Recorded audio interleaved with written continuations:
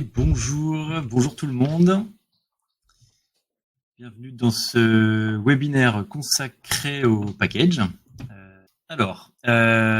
Donc, on va déjà vous présenter un petit peu les packages. Alors, les packages sur User, c'est un élément qui est assez central puisque c'est quelque chose qu'on paramètre assez rapidement dans la mise en place en fait de User parce que c'est un outil qui permet deux choses. Principalement, qui permet d'une part de lancer la création des comptes, de déterminer en fait quel est le format de création des comptes et les habilitations pour un nouvel arrivant. Et ça permet également de gérer, donc de superviser que tous ceux qui sont présents dans l'entreprise, malgré les différents mouvements de changement de fonction, de service, etc., le package sert à garder ce référentiel d'habilitation et de cohérence en fait sur les informations qui sont remontées sur les différents outils. Donc avec le module alignement. Alors ce module alignement, il fera partie d'un webinaire suivant, mais sachez qu'en tout cas les packages servent à ces deux points. Donc à la fois au début à la création des comptes. Donc généralement c'est cet outil-là qu'on utilise pour lancer la création des comptes et aussi ensuite pour maintenir une propagation d'informations. Si par exemple quelqu'un change de fonction, via les packages, on va pouvoir propager cette information dans les champs de l'AD, dans 365, etc., dans les champs techniques qui sont par exemple job title ou employee ID, en fonction des informations remontées par le service RH et d'ailleurs le connecteur RH. Alors, on va déjà commencer par, je vais vous montrer où c'est. Alors, a priori, si vous utilisez déjà User, vous êtes déjà passer par cette case-là, donc ça va être dans les modules, et puis dans le module package en fait, vous allez avoir en fait la liste de vos différents packages. Vous allez pouvoir en fait en créer, les renommer et même les dupliquer, c'est-à-dire qu'on a voilà, vous pouvez si vous avez multiplié vos packages, vous pouvez les copier pour une fois que vous en avez un de paramétré, vous pouvez copier les suivants pour que ce soit plus simple à gérer. Alors déjà sur cette gestion des packages, il y a deux stratégies qui peuvent être appliquées en fonction de certains clients. Enfin, les clients, chaque client choisit un petit peu sa stratégie en fonction de l'organisation interne. On a des clients qui utilisent très peu de packages. Ça veut dire ça va être un ou deux packages et des clients au contraire qui utilisent 10, 20, 30, 50 voire 100 packages parce que ils veulent gérer de la granularité très forte, etc. Donc les deux sont possibles. Nous, on essaye de conseiller plutôt de limiter le nombre de packages pour justement éviter d'avoir trop de paramétrage à suivre, à maintenir sur une multiplication de packages. Parce qu'en fait, le package, même si vous avez des paramétrages différents, en fait, grâce aux tables de correspondance ou grâce à la syntaxe qu'on va voir, qu'on appelle la syntaxe liquide, vous allez pouvoir gérer vos différents cas, vos différentes spécificités, un petit peu conditionnelles. Et donc, pour éviter justement cette multiplication de packages. Après, il peut y avoir des cas où, pour certains clients, malheureusement, entre guillemets, pour des nécessités, un petit peu des spécificités internes, de croisement, il y a beaucoup de cas spécifiques, il y a beaucoup de logiciels, voilà. Donc, ça, on peut être amené à multiplier comme ça les différents packages. Alors le package, ça se présente, si j'en crée un là pour tester, on va dire, ça se présente de manière assez simple. Vous allez pouvoir en fait au départ, un package c'est tout vide et vous allez pouvoir ajouter en fait différents logiciels ou matériels ou systèmes que vous voudriez rajouter sur vos outils différents. Donc en fait, vous allez pouvoir choisir parmi vos connecteurs. Alors, faut bien comprendre que évidemment le package ne se fabrique que à partir des connecteurs existants. Donc, vous allez pouvoir rajouter dans ce package, donc ne sont présents là que les différents outils que vous avez déjà paramétrés dans la liste des connecteurs. Également, en fait, vous pouvez ajouter deux fois, ou plusieurs fois d'ailleurs, chaque connecteur. Je prends par exemple un exemple assez simple. Vous avez, imaginons que vous créez un package spécial pour l'équipe IT. L'équipe IT, souvent, ils ont deux comptes AD. Ils ont un compte individuel qui est standard et un autre compte qui est plutôt avec des droits admin ou qui est nommé différemment. Donc, ces deux comptes étant différents, mais vous pouvez tout à fait les ajouter en double entre guillemets dans le package. Donc, ça veut dire que vous allez pouvoir ajouter deux fois le connecteur AD dans votre package. Là, pour les besoins de la présentation, je vous montre uniquement le package AD, le connecteur AD qu'on va rajouter dans ce package de manière unique, mais on pourrait tout à fait l'ajouter une deuxième fois pour que il crée potentiellement un compte AD individuel et un compte AD admin pour la personne qui est concernée. Donc, une fois que j'ai rajouté ce connecteur dans ce package, je vais pouvoir le configurer. Alors c'est là où on va avoir la puissance en fait de calcul entre guillemets. L'intérêt du package, c'est que vous allez avoir les différents champs qui sont qui généralement sont remplis dynamiquement à partir d'informations qui proviennent du service RH. Donc la question qu'on doit se poser à chaque fois, c'est pour chaque champ, en gros, comment est-ce qu'on le remplit et comment est-ce qu'on fabrique en fait la valeur de ce champ. Alors généralement, les premiers champs sont assez évidents et c'est ensuite quand on arrive sur l'OU ou sur les groupes de sécurité où là c'est un petit peu plus évolué parce que les conditions sont un petit peu différentes, etc. Mais le principe reste le même. Globalement, c'est on va chercher des informations dynamiques dans les informations RH de l'utilisateur et ensuite on va les transformer pour fabriquer en l'occurrence les différentes valeurs techniques. Alors, faut bien dissocier les valeurs RH, donc ce sont des valeurs déclaratives, informatives, administratives, qui doivent être transformées pour obtenir des valeurs techniques. Là ici, l'UPN, par exemple, c'est évidemment une valeur technique qu'on va fabriquer à partir généralement du nom, du prénom, du domaine, de l'adresse mail, etc. Donc là, pour vous aider à fabriquer ces valeurs dynamiques, on a rajouté cette petite icône qui est un assistant à la saisie qui permet en fait d'avoir différentes un aperçu en fait de la saisie au moment où vous saisissez votre formule. Donc là on utilise une syntaxe qui s'appelle la syntaxe liquide, donc qui commence par 2 accolades. Et il y a un autocomplete qui vous permet d'avoir les informations et de pouvoir faciliter entre guillemets la saisie de ces différentes informations.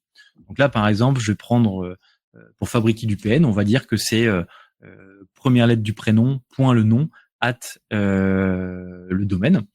Donc là, par exemple, je prends utilisateur, je vais chercher le champ nom. Donc là, ici, il me calcule l'aperçu automatiquement. Donc avec, là, je peux choisir, je peux changer l'utilisateur que j'utilise pour l'aperçu, mais automatiquement, il va chercher, je lui ai dit, voilà, c'est cet utilisateur-là qu'il faut prendre pour afficher l'aperçu. Donc là, je vais fabriquer mon aperçu. Utilisateur point nom, voilà donc le nom.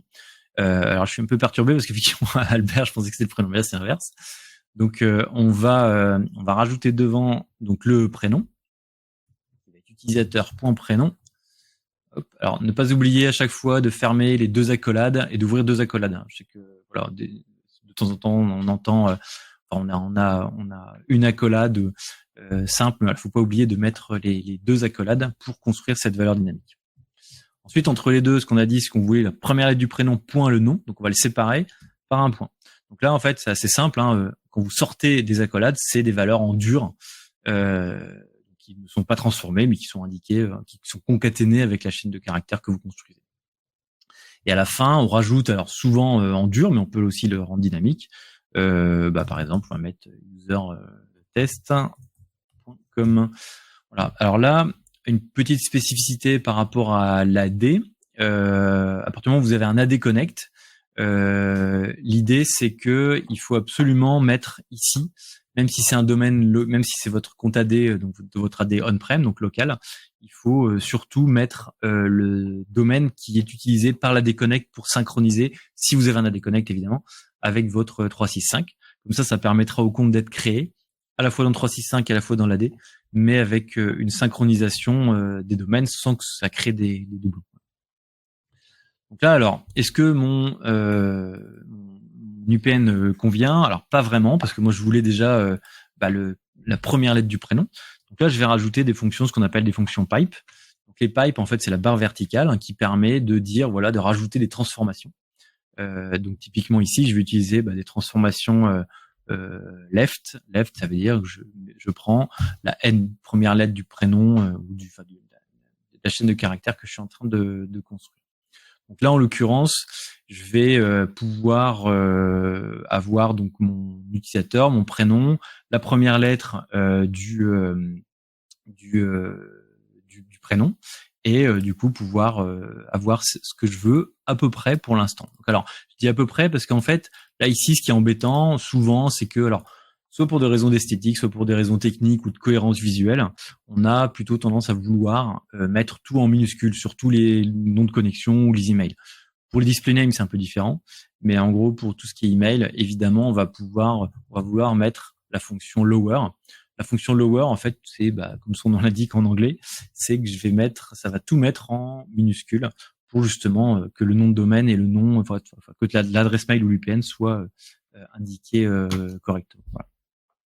Donc là, maintenant, j'ai mon UPN qui est correctement indiqué.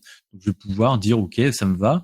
Alors, ce que je vous conseille aussi généralement, c'est de rajouter une petite fonction parce que là, on a de la chance, c'est un nom et un prénom sans accent, sans cédille, sans rien de spécial.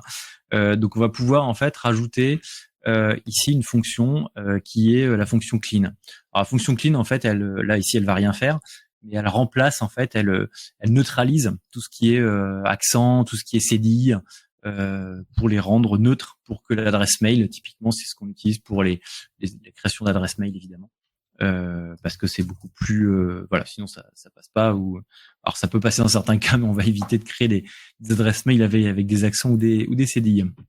Donc voilà, une fois que j'ai mon UPN ici, j'enregistre. Alors moi, ce que je conseille souvent, c'est de valider ici pour justement ne pas perdre l'information. Si jamais, je sais pas, vous avez une perte de connexion ou une déconnexion, voilà, vous avez enregistré votre valeur. Ensuite, pour le name général, alors de temps en temps, pour certains connecteurs, on a préparamétré des choses qui paraissaient assez systématiques, typiquement pour le name, pour le prénom, pour le nom, etc. Donc ça, vous allez pouvoir éviter justement de la multiplication de saisies sur ces différents champs, pour que ce soit un petit peu plus simple. Donc là, on a fait quelque chose de relativement facile en prenant le prénom et en fabriquant l'UPN comme ça. Ensuite, on va pouvoir attribuer donc dans ce package. Donc l'idée là, c'est qu'on utilise ce package pour fabriquer un compte AD pour un utilisateur nouvel arrivant, par exemple. Donc là, en fait, on va s'occuper, entre autres, de l'unité d'organisation. L'unité d'organisation, c'est les répertoires en fait dans l'Active Directory. Donc, alors vous avez deux possibilités. Soit vous dites, moi, de toute façon, il faut qu'ils soient tous dans la même unité d'organisation et vous les mettez entre guillemets en dur, ce qui permet de l'afficher directement sur dans le package, et au moment de la création, ce compte sera mis immédiatement dans cette OU là. Ou alors vous pouvez éventuellement, en sélectionnant ici, donc je ne vais pas sélectionner une OU en dur, mais je vais pouvoir saisir une formule, là pareil, soit dynamique, soit statique, pour fabriquer l'unité d'organisation dont j'ai besoin. Alors là, en fait, vous allez pouvoir utiliser, soit vous allez remplir les différentes informations, soit aller chercher dans une table de correspondance. Alors, l'idée là, c'est pas forcément de voir la table de correspondance parce qu'il y a eu déjà un webinaire dessus précédemment. Et je vous montre en gros là, l'idée, c'est de dire, par exemple, si je prends l'utilisateur qui fait partie du service IT, par exemple, je vais pouvoir aller utiliser la syntaxe qui s'appelle match pour aller chercher. Alors, je suis pas sûr qu'il y ait d'unité d'organisation. On va vérifier, mais je ne crois pas. Qui permettent de dire en fonction du service, je veux que ce soit tel OU par exemple. Alors bon, il m'a mis les groupes, mais c'est pas, ça pourrait être pour les OU. Donc là, je vais pouvoir utiliser la fonction match pour aller chercher dynamiquement l'OU à utiliser au moment de la création du compte pour un utilisateur. Donc je vais comme ça remplir en fait au fur et à mesure tous mes différents champs. Alors je vais pouvoir aussi effectivement avoir ici là un aperçu directement en live, hein, c'est-à-dire que ici si je tape, alors j'ai pas l'autocomplete, mais si je connais par cœur les fonctions, donc je vais pouvoir ici remplir et ça me calcule automatiquement les différentes informations qui s'affichent au fur et à mesure. Donc là à droite, ce qu'on a, c'est l'aperçu du compte qui sera créé au moment de l'utilisation de ce package. Alors ensuite, dans le package, vous avez deux options qui sont relativement importantes, qui sont le mot de passe par défaut à la création. Donc ça, c'est en fait quel mot de passe va être utilisé au moment de la création du compte quand on utilise ce package-là. Alors, par défaut, il est non défini. Ça veut dire quoi? Ça veut dire que le package va générer un compte automatiquement, un mot de passe, automatiquement, avec une stratégie de complexité qui est définie au niveau du connecteur, et pour l'appliquer de manière aléatoire. Mais vous pouvez vouloir, par exemple, mettre ici, là, je sais pas moi, par exemple, un password 2 avec password 2, pour que en fait automatiquement, pour tous les comptes créés, ce mot de passe soit appliqué. Évidemment, l'utilisateur va devoir le changer à la première connexion. Et vous pouvez également rajouter ici des champs dynamiques. Donc par exemple, ici, je veux que on rajoute par exemple la première lettre du prénom. Vous pouvez utiliser la syntaxe liquide, un peu la même que tout à l'heure, pour fabriquer dynamiquement ce mot de passe. Donc là, par exemple, si j'utilise cette syntaxe-là, le mot de passe qui sera mis en place alors je crois que c'était, il s'appelait Louis, donc ce sera un password 2 L, parce qu'on va prendre la première lettre du prénom. Ensuite, la deuxième option, c'est le séquencement des créations. Le séquencement des créations, c'est par exemple quand vous avez un package avec plusieurs connecteurs, vous utilisez pour créer l'AD, le 365, je sais pas moi, les différents comptes dans différents outils, vous avez besoin, par exemple, d'attendre que l'adresse mail soit créée avant de générer des invitations. C'est le cas, par exemple, quand vous générez des comptes sur Jira ou sur Slack, par exemple. Vous avez besoin il y ait d'abord une création du compte Google ou 365, et ensuite vous lancez la création du compte Slack, par exemple, parce qu'en fait, c'est pas vraiment une création de compte Slack, c'est une génération d'invitation. Donc, il faut que l'adresse existe, faut que Google ait le temps de le créer. Donc, c'est pour ça qu'ici, vous allez pouvoir dire, voilà, moi, c'est le délai de lancement, en fait, c'est le décalage, le séquencement avec lequel je lance la création de ce compte-là. Donc, par exemple, si je mets ici 10 secondes, en fait, ça veut dire que ce compte-là va être créé. Si j'applique le package pour un utilisateur, ce compte AD-là en l'occurrence, on va attendre 10 secondes avant de lancer vraiment sa création, ce qui laissera peut-être le temps au compte 365 ou au compte Google de réaliser la création de la boîte mail. Alors, faut faire attention particulièrement à Google. Souvent, en fait, Google peut être un petit peu lent à l'activation de la boîte mail. C'est-à-dire qu'en fait, quand vous lancez une création de boîte mail, la boîte mail n'est pas opérationnelle dans la seconde. Donc, il peut y avoir 5, 10, 20 secondes entre le moment où vous lancez la création est OK et la boîte mail est réellement opérationnelle. D'ailleurs, Google le précise, quand vous créez manuellement le compte, il vous dit que ça peut prendre 24 heures. Voilà. Évidemment, c'est rarement 24 heures, mais en gros, voilà, c'est ce qu'ils annoncent en tout cas. Donc voilà, ce petit séquencement des créations peut permettre de décaler ces infos. Il y a une dernière option qui est relativement importante, qui est ici, qui est le recalcul de la création. Alors, le recalcul de la création, ça veut dire que ici, dans certains cas, je vais pouvoir avoir des champs qui sont mappés, par exemple, avec le matricule, etc. Et en fait, si j'active le recalcul à la création, ça permet en fait d'attendre le dernier moment pour régénérer le package, le calcul de package pour lancer la création.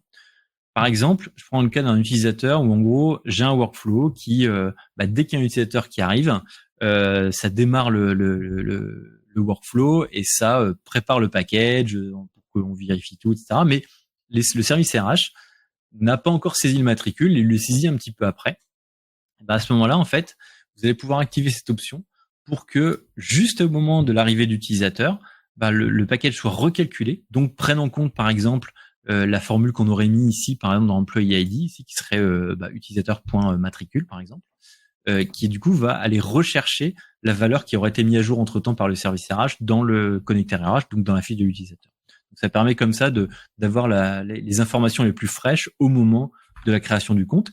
Et ça sert aussi, alors dans certains cas, où par exemple vous avez besoin de l'adresse mail pour générer le compte, et vous allez pouvoir recalculer l'adresse à la création parce que cette adresse mail aura peut-être été mise à jour en amont par un autre connecteur qui aura créé le compte mail, par exemple. Donc voilà, donc ça permet, comme ça, ces options-là permettent d'avoir une grande flexibilité sur l'utilisation des packages. C'est assez puissant.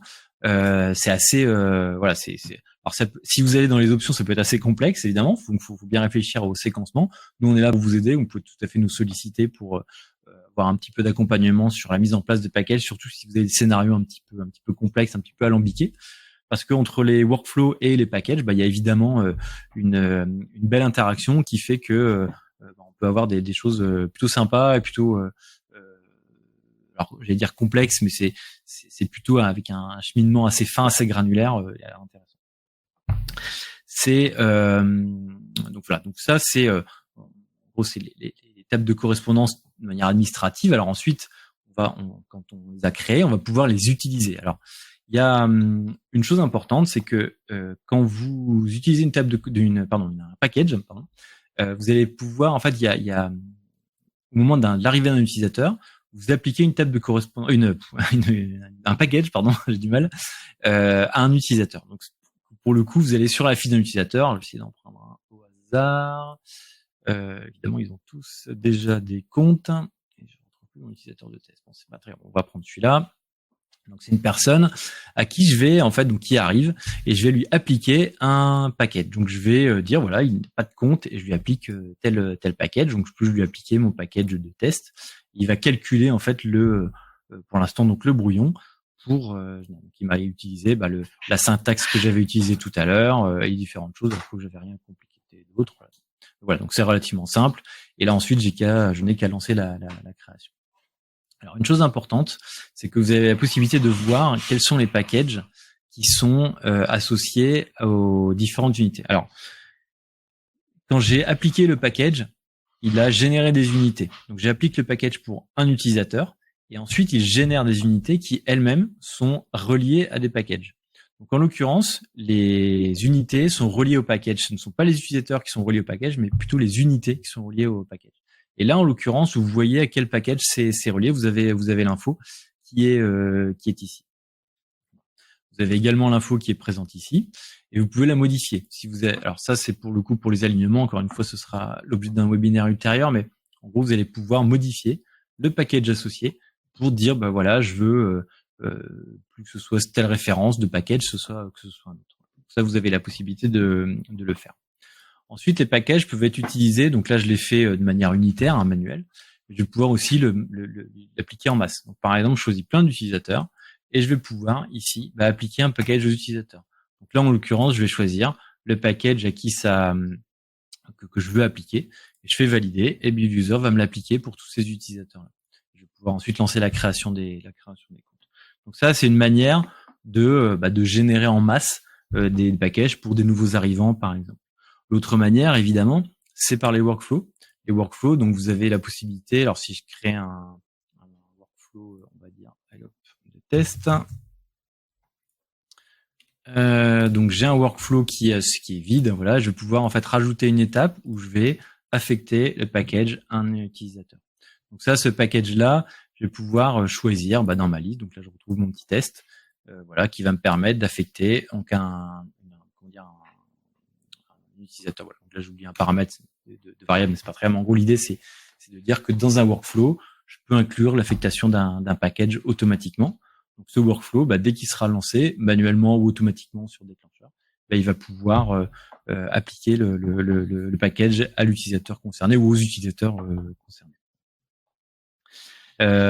Ensuite, vous allez pouvoir utiliser ces packages évidemment dans les alignements. Alors là, on a j'ai beaucoup parlé des différents de l'intérêt du package pour la création des comptes, mais vous allez pouvoir aussi vous servir des packages pour gérer les alignements. Donc c'est-à-dire en gros la propagation des bonnes informations. Donc là, je vous montre, alors pas forcément faire trop anticiper sur les alignements, mais en gros, je vais pouvoir dire voilà, tel package. Alors je crois qu'on va retrouver mon package test, voilà. Donc tel package, je vais pouvoir indiquer quels sont les attributs que je surveille ou que je veux propager par rapport aux alignements ou que je vais pouvoir calculer. Et là, l'idée, c'est que le package va servir de boîte noire, de boîte de calcul, entre guillemets, pour dire, voilà, entre ce que je constate dans la réalité des comptes AD et des comptes 365 et des comptes Slack, je le compare avec ce qui aurait été calculé avec le package, avec les informations administratives de l'utilisateur. et ça me permet d'avoir les différentes informations, de comparer. Est-ce qu'on est OK? Donc, par exemple, je peux imaginer, alors c'est une des utilités du package. Ici, par exemple, si je vais configurer donc l'UPN prénom, alors je sais plus ce qu'on avait mis, voilà, mais prénom, première lettre du prénom, point, le nom, @domaine. Et grâce aux alignements, je peux détecter ou analyser ou faire remonter et éventuellement corriger tous les utilisateurs, tous les comptes AD qui n'ont pas ce format-là, par exemple, qui ont un format un peu différent. Donc qui ne respecterait pas le format qui est indiqué par le package. Pareil pour l'employee ID, si je fais le mapping ici avec l'employee ID, ça peut me permettre de détecter avec les alignements tous les grâce au package, tous les gens tous les utilisateurs, tous les comptes AD pour lesquels l'employee ID n'est pas celui de l'utilisateur, enfin qui est renseigné sur la fiche de l'utilisateur. Alors je crois que j'ai à peu près fait le tour sur ce que je voulais vous montrer. Alors évidemment il y a beaucoup de choses encore à voir. Les packages c'est assez puissant. Donc si vous avez des questions, n'hésitez pas. Je serais ravi d'y répondre. Alors, il y a une petite question. Lorsque le mot de passe est créé, y a-t-il un délai pendant lequel le mot de passe reste dispo sur user? Vous l'envoyez à l'utilisateur. Effectivement. Alors là, effectivement, nous généralement, ce qu'on fait, c'est que on est pour des raisons de sécurité, en fait, le mot de passe est brûlé en fait 24 heures après la création du compte. C'est-à-dire que vous avez 24 heures pour l'envoyer à l'utilisateur. Donc, si vous le créez le jour même, c'est bon, vous pouvez envoyer les identifiants aux utilisateurs. Mais si vous le créez en fait trop en avance, effectivement, on peut ajuster le délai de conservation pour que le mot de passe puisse être envoyé même, je sais pas moi, une semaine après la création du compte. Donc ça, vous pouvez tout à fait vous rapprocher du support pour nous poser la question. Pourquoi faut-il rajouter le connecteur Office d'un package alors que le connecteur Active Directory est synchronisé? Tout à fait. Alors ça, c'est une question super intéressante.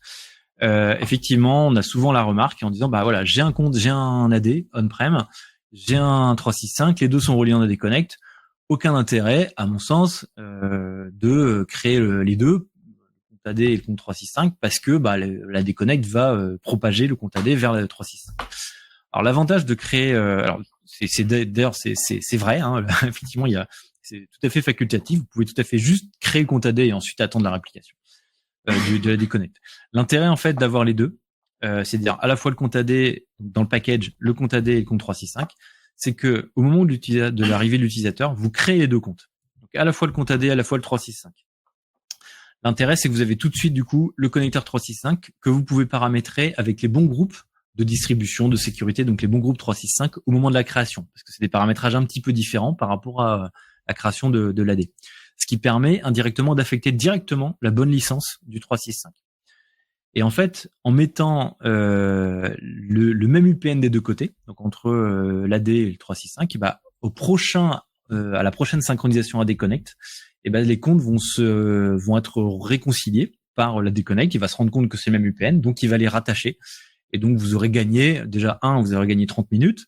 2, vous aurez les bons paramétrages directement sur le 365 et les bonnes licences, parce que les licences, c'est par affectation automatique sur Azure.